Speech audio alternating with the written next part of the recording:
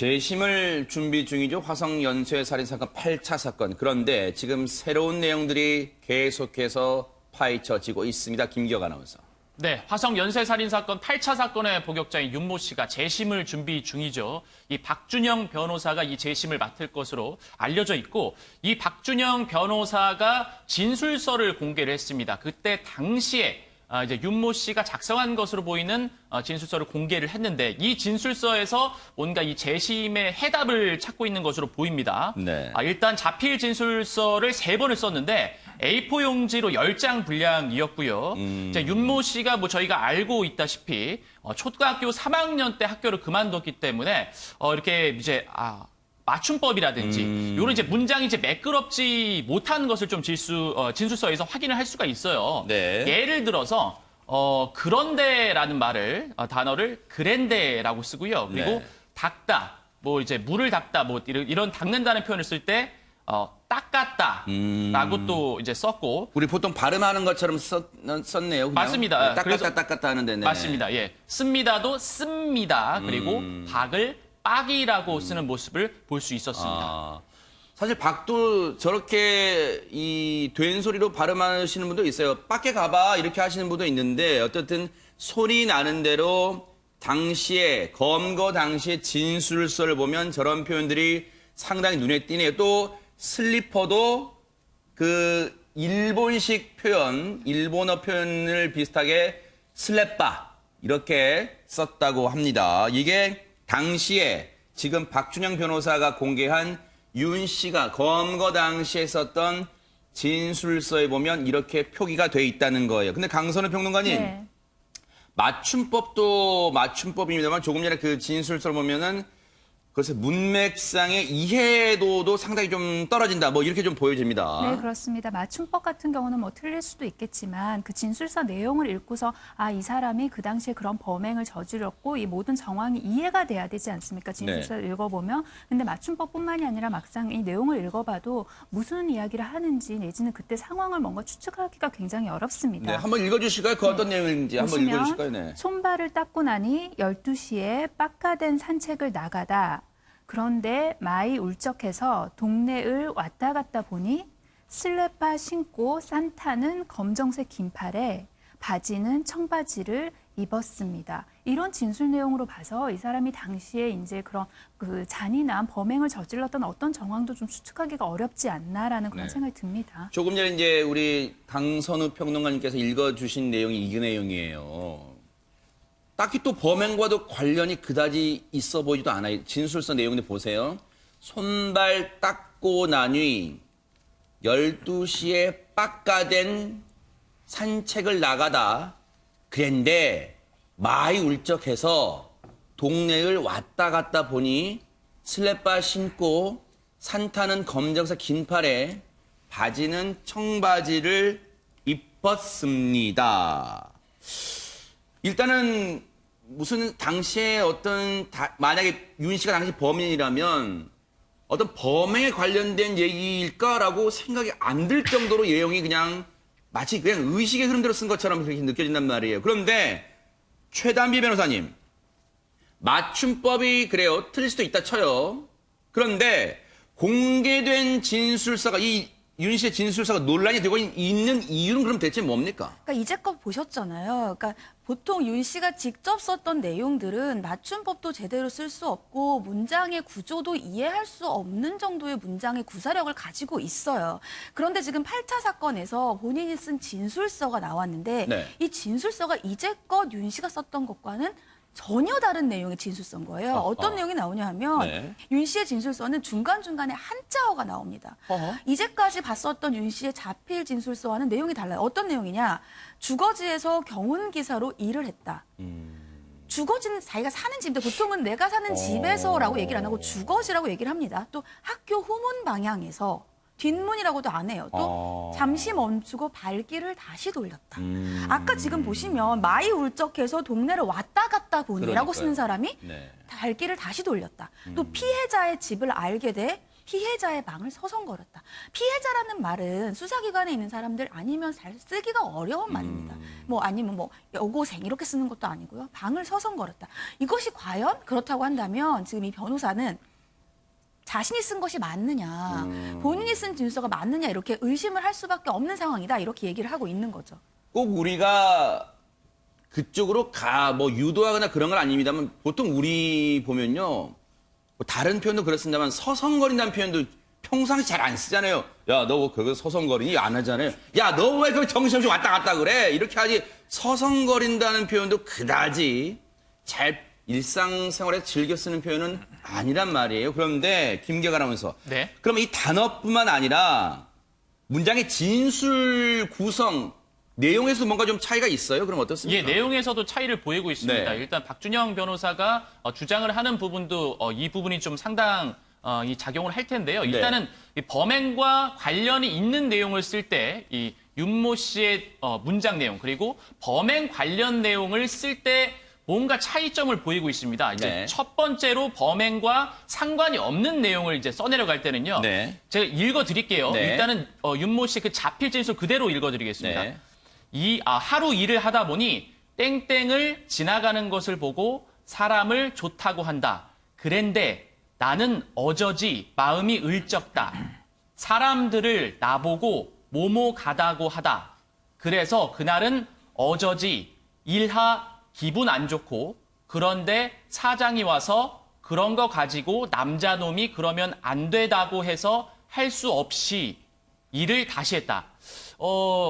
이해가 진짜 가실지 이해가 모르겠습니다. 안 되긴 해요. 이해가 저도 안- 이거를 이제 미리 준비를 하면서 읽어봤고 그리고 지금 또 읽어드리는데 사실상 이게 어떤 내용을 포함하고 그러니까. 있는 것인지 상황도 잘 예. 상상이 안 가요. 오케이. 잘 네네. 파악이 안 됩니다. 그런데요, 그렇습니다. 네. 범행 상황을 적을 때는 네. 조금 뭔가 명확해 보입니다. 아하. 맨발로 책장을 넘고 들어가 오른손으로 목 누르고 왼쪽 손으로 입을 막고 옷을 벗기고 아하. 중간에 좀 생략을 하고요. 네. 이불을 덮어주었습니다.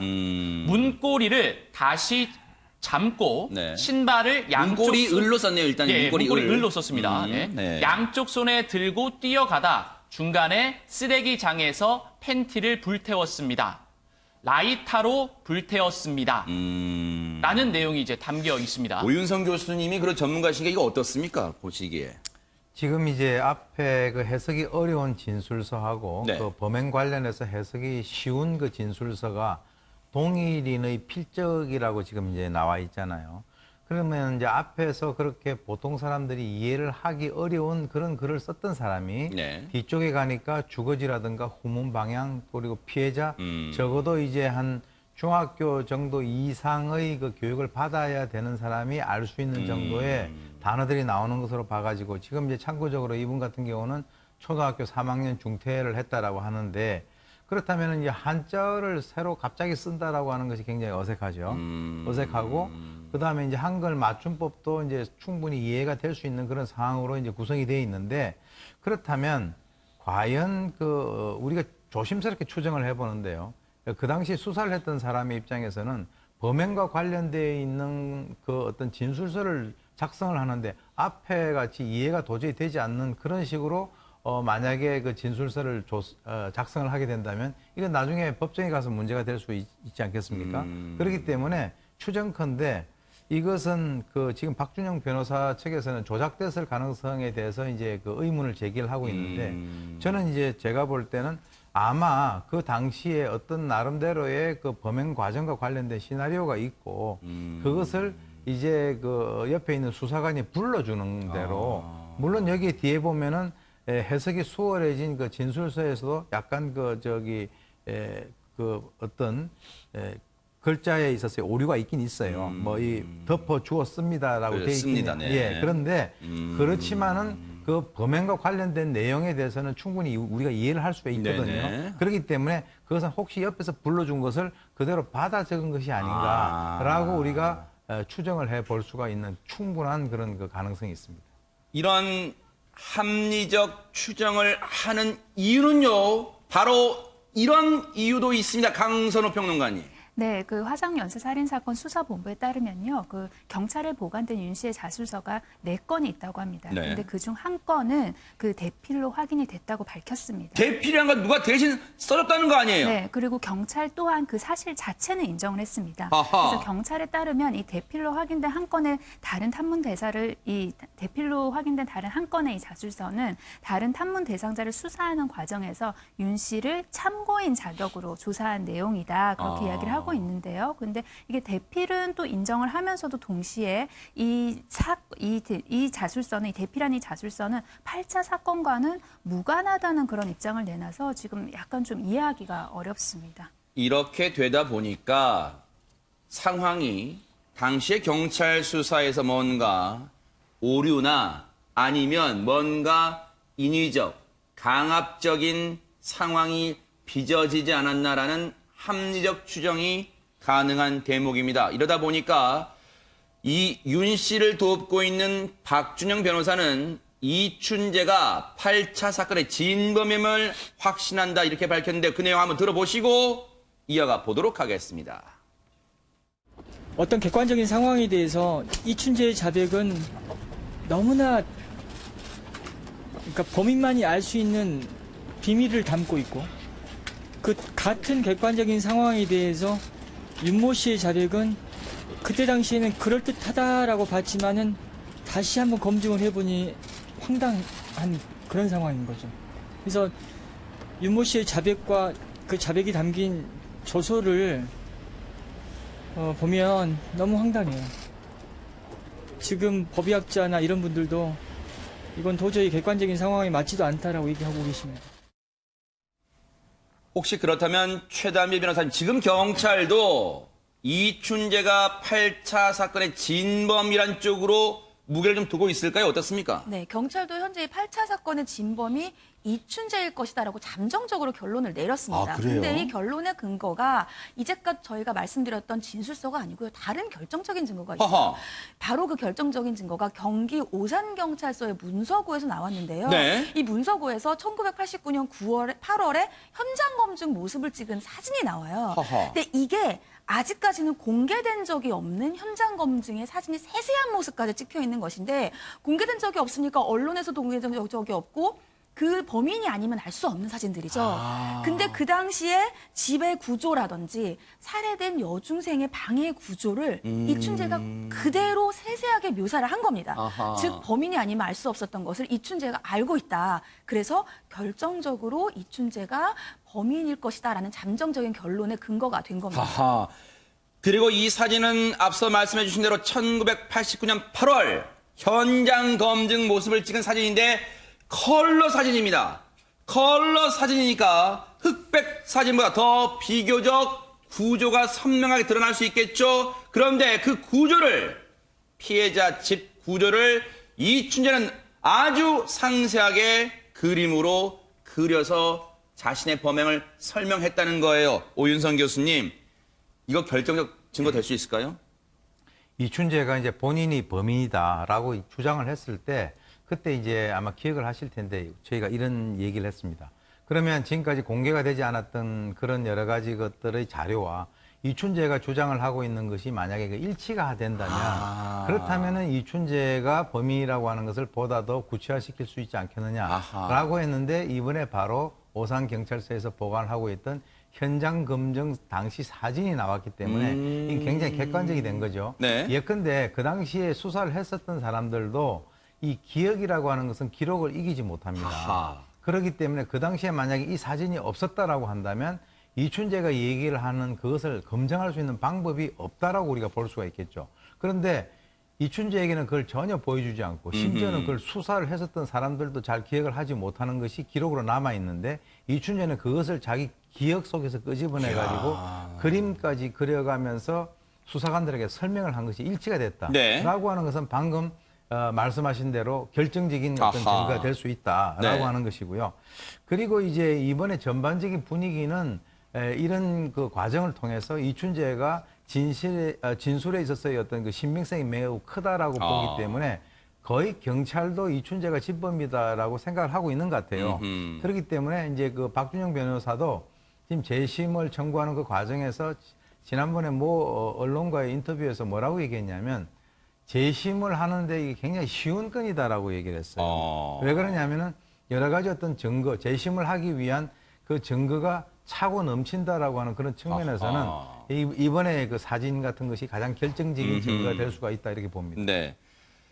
윤 씨는 이렇게 되면 아마 지금 그런 마음이 더 강하게 들 거예요. 참 내가 억울하게 20년 옥살을 했다. 그런 생각을 지울 수가 없을. 물론 단정하는 건 아닙니다. 앞으로 재심을 재심을 해봐야겠지만 그런데 이런 상황에서 윤 씨가 정말 억울한 사람이다라고 두둔하고 나선 사람이 한 명 더 있다는데 대체 누굽니까? 김기화 아나운서. 예, 윤 씨의 주장에 힘을 실어주고 있는 사람이 있는데 바로 이제 윤 씨는 그 농기계 수리점에서 일을 한 걸로 알려져 그랬다면서요, 있죠. 네. 예. 그 이제 업체 사장입니다.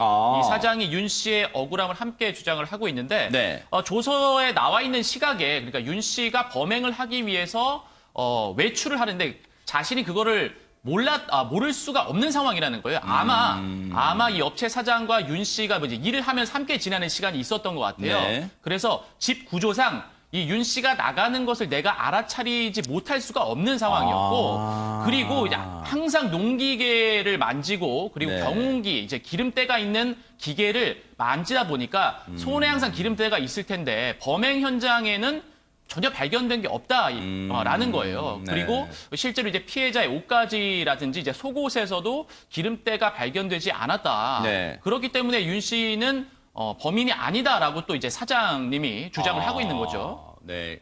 힘을 실어주는 거예요. 네. 그리고 억울하다고 이제 이 사장님도 생각하시는 거죠. 그런데 그러면 이건 어떻게 되는 거예요? 강선우 평론가님. 당시에 8차 사건 일어났을 때 이 채모가 발견됐는데 채모에서 금속 성분이 발견됐는데 이 농기계 수리점에서 일하니까 금속 성분하고 좀 연관이 있다 그렇게 본 거 아니에요? 이러면 어떻게 되는 거예요, 그러면? 그렇죠. 당시에 이때 채모에서 발견된 티타늄이 뭔가 결정적인 그런 증거 역할을 했습니다. 그리고 앞서서도 들으셨다시피 그 당시 농기계 수리점에서 이제 윤 씨가 일을 하면서 용접 등의 일을 했다고 해요. 네. 근데 당시에는 그랬으나 현재 과학 수사 기술로 본다면 그 용접공으로 일하던 윤 씨가 그 채모의 그런 티타늄 성분이 그 정도로 이제 그 발견이 될 만큼 그렇게 특정하기가 어렵다는 거거든요. 그런데 당시 윤 씨는 이제 용접공으로 일을 했는데 이춘재의 직업을 살펴보면 전기회사에서 일을 했습니다. 그렇다면 전기회사 환경을 살펴보면 알루미늄, 망강, 그리고 결정적인 그 티타늄 원료 제품을 생산을 한다는 거죠. 그래서 두 개의 직업군을 비교를 해봤을 때 윤 씨보다는 그 이춘재의 그 몸에서 티타늄이 훨씬 발견될 그 확률이 높다는 겁니다. 이 사건은 앞으로 이제 재심이 이루어질 가능성, 성사될 가능성이 오윤성 교수님의 전망처럼 상당히 커 보입니다. 재심으로 가게 되면 뉴스파이터가 바짝 따라붙어 보도록 하겠습니다.